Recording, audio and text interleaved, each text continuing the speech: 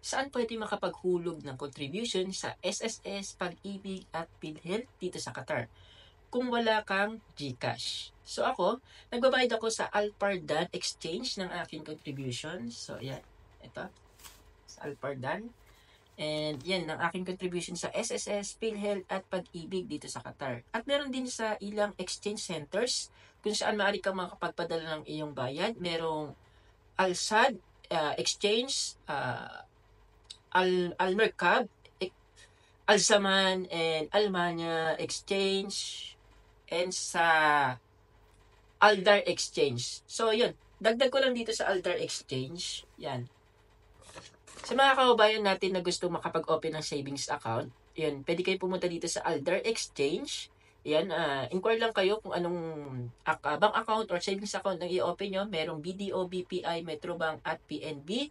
Mag-fill up lang kayo nitong form. Bibigyan kayo ng form.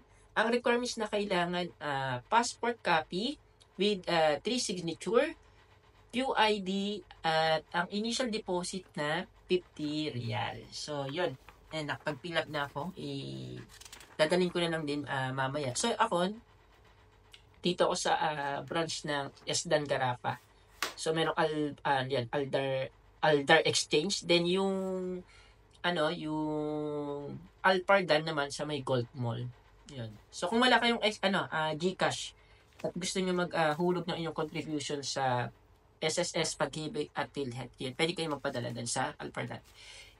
And ayun ba, maganda na ma-update natin ang ating account. Kung matagal ka nang hindi nakapaghulog sa inyong account, sa SSS, Pag-ibig at PhilHealth, maganda na pumunta kayo sa Polo, para may update ang inyong account para sa ibang detalye. And tandaan na mahalaga yung mga gantong agencies, government agencies na may mga contributions na huhulugan natin para sa future, di ba? Kung retirement for emergency and kung gusto natin mag-loan. So, yun lang. Maraming salamat mga kababayans.